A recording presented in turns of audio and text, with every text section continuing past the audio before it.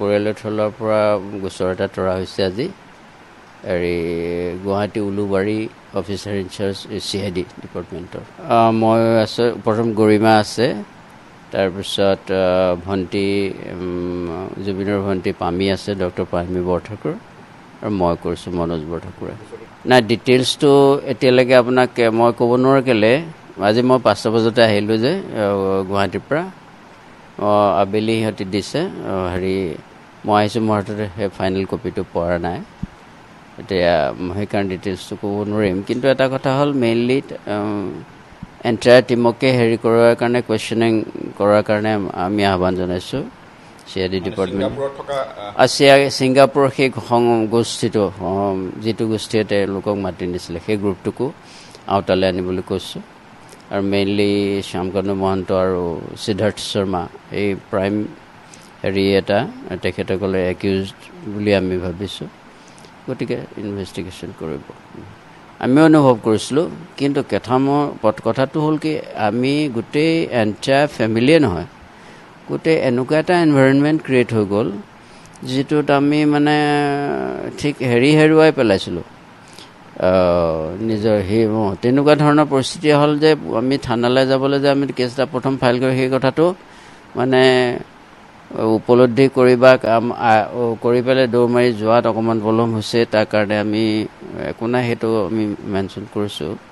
এতিয়া সেইটো চাৰ্কামষ্টেঞ্চিয়েল মানে যিটো মানে বাধ্য কৰিছে আমাক কিন্তু আমি ভাবোঁ একো ঠিক আছে এইটো আমি এটা থ'ৰ' হ'ব বুলি আমি জানো ডেফিনেটলি আমি মানে অসমৰ গোটেই জনসাধাৰণে জাষ্টিছ পাব লাগিব এইটোৱে আমি এবছলুটলি আমি বিশ্বাস কৰোঁ যে খুব সোনকালে এইটো এষ্টাব্লিছ হ'ব মুখ্যমন্ত্ৰীটো অল দি টাইম তেওঁ মানে এইটোৰ ওপৰত নজৰ ৰাখিছে আৰু particularly he has taken A lot of steps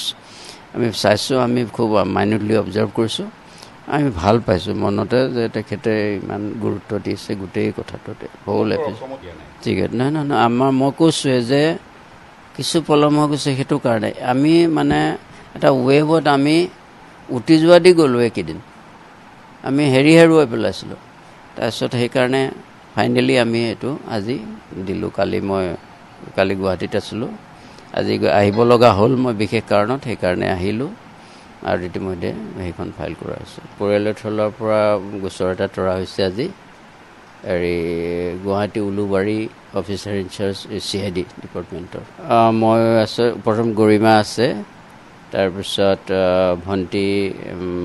জুবিনৰ ভণ্টি পামি আছে ডক্টৰ পামি বৰঠাকুৰ আৰু মই কৰিছোঁ মনোজ বৰঠাকুৰে নাই ডিটেইলছটো এতিয়ালৈকে আপোনাক মই ক'ব নোৱাৰো কেলে আজি মই 5টা বজাতে আহিলোঁ যে গুৱাহাটীৰ পৰা আবেলি সিহঁতি দিছে মই আহিছোঁ মোৰ হাততে সেই ফাইনেল কপিটো পোৱা নাই এতিয়া সেইকাৰণে ডিটেইলছটো ক'ব নোৱাৰিম কিন্তু এটা কথা হ'ল মেইনলি এণ্টায়াৰ টিমকে কৰাৰ কাৰণে কুৱেশ্যনিং কৰাৰ কাৰণে আমি আহ্বান জনাইছোঁ CID ডিপাৰ্টমেণ্ট ছিংগাপুৰৰ সেই গোষ্ঠীটো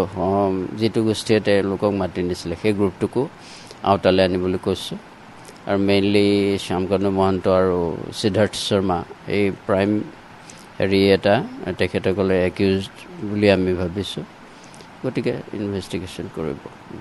আমি অনুভৱ কৰিছিলোঁ কিন্তু কথাটো হ'ল কি আমি গোটেই এণ্টায়াৰ ফেমিলিয়ে নহয় গোটেই এনেকুৱা এটা এনভাইৰনমেণ্ট ক্ৰিয়েট হৈ গ'ল যিটোত আমি মানে ঠিক হেৰুৱাই পেলাইছিলোঁ নিজৰ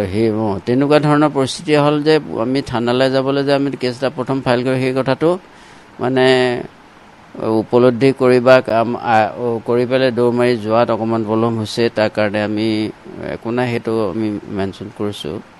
এতিয়া সেইটো চাৰ্কামষ্টেঞ্চিয়েল মানে যিটো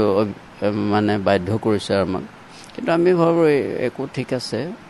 এইটো আমি এটা থ'ৰ' হ'ব বুলি আমি জানো ডেফিনেটলি আমি মানে অসমৰ গোটেই জনসাধাৰণে জাষ্টিছ পাব লাগিব এইটোৱে আমি এবছলুটলি আমি বিশ্বাস কৰোঁ যে খুব সোনকালে এইটো এষ্টাব্লিছ হ'ব মুখ্যমন্ত্ৰীটো অল দি টাইম তেওঁ মানে এইটোৰ ওপৰত নজৰ ৰাখিছে আৰু particularly he has taken A lot of steps আমি চাইছোঁ আমি খুব মাইনিউটলি অবজাৰ্ভ কৰিছোঁ আমি ভাল পাইছোঁ মনতে যে তেখেতে ইমান গুৰুত্ব দিছে গোটেই কথাটোতে হ'ল ঠিক আছে নহয় মই কৈছোঁৱে যে কিছু পলম হৈ গৈছে সেইটো কাৰণে আমি মানে এটা ৱেভত আমি উটি যোৱা দি গ'লোঁ এইকেইদিন আমি হেৰুৱাই পেলাইছিলোঁ তাৰপিছত সেইকাৰণে ফাইনেলি আমি এইটো আজি দিলোঁ কালি গুৱাহাটীত আছিলোঁ আজি আহিব লগা হ'ল মই বিশেষ কাৰণত সেইকাৰণে আহিলোঁ আৰু ইতিমধ্যে সেইখন ফাইল কৰা হৈছে